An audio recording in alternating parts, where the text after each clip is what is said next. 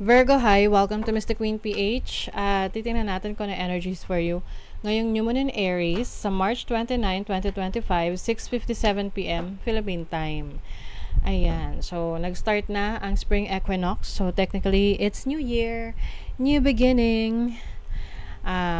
So, new moon in Aries is a time to set new intentions, new goals, to finally take action sa mga bagay na pinagpo-procrastinate ka or iniiwasan mong gawin. May mga opportunities for you for growth, a new inspiration. So itong new moon is happening in your 8th house of shared finances. So maaring meron kang bagong, can be a new project related sa investments, sa business. Maaring magsa-start kang mag-invest in the stock market. Pwede ring investing on your health, sa kalusugan mo. Pwedeng ikaw ay kukuha ng insurance.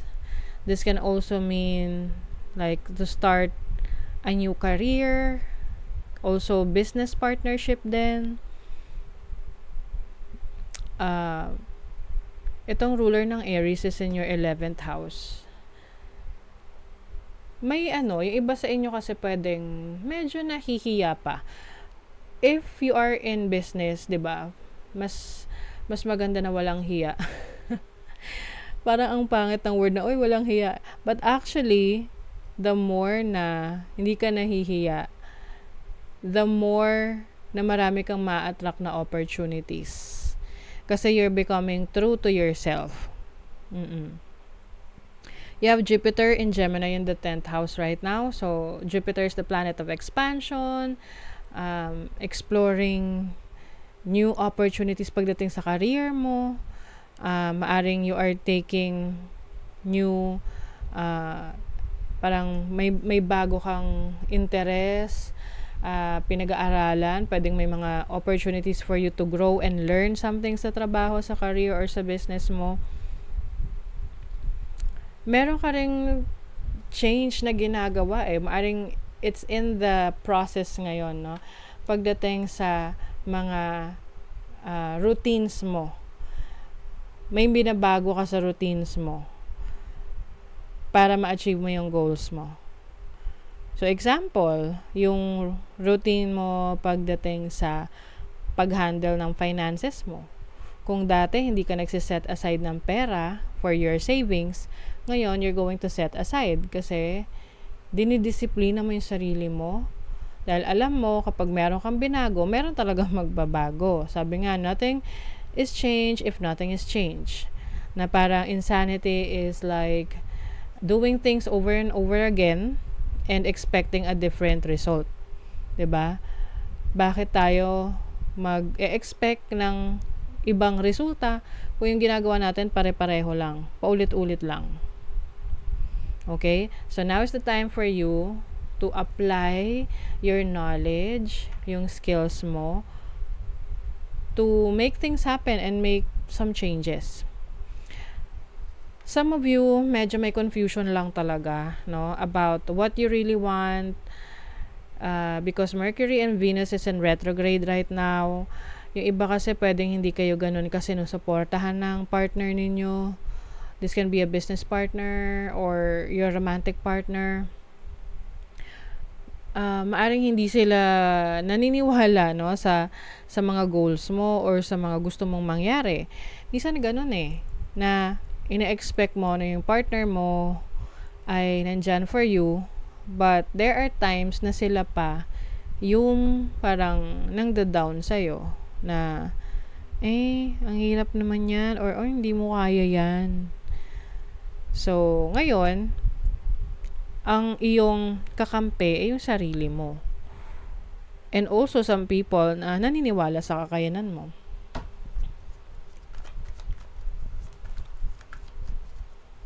Let's see what else. Yung iba naman, medyo SPG.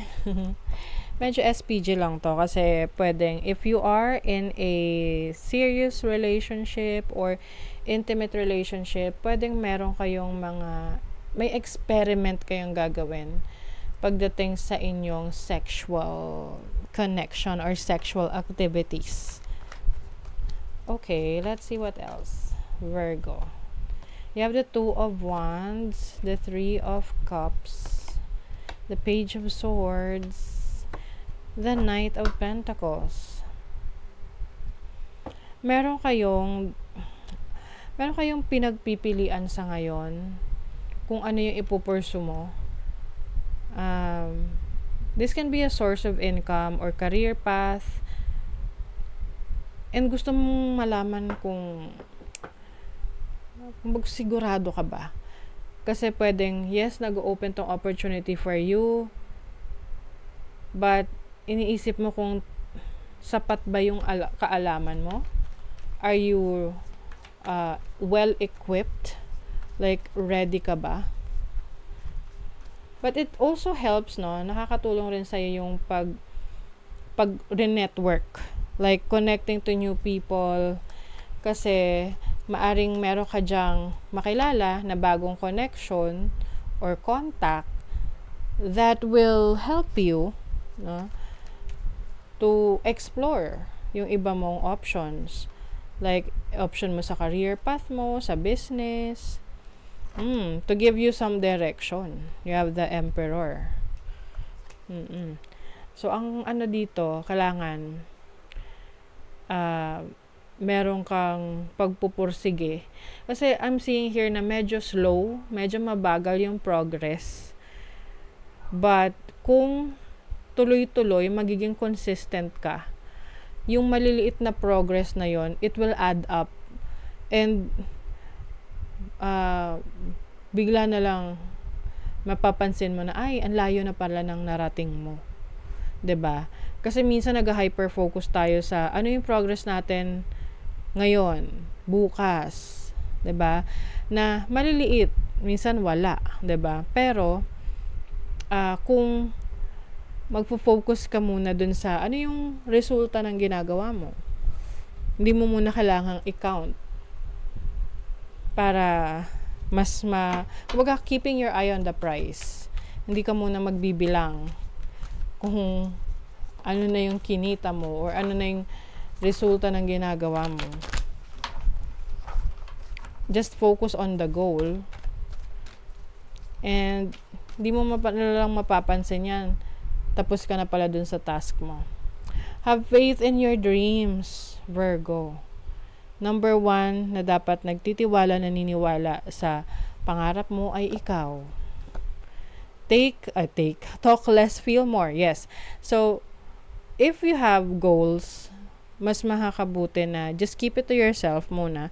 At piliin mo lang yung mga tao na sharean mo ng mga goals mo. Kasi hindi lahat masaya sa mga pangarap na gusto mong ma-achieve. Lalo na kung competitive sa'yo. Okay? So, that is your reading, Virgo. Thank you so much. See you again.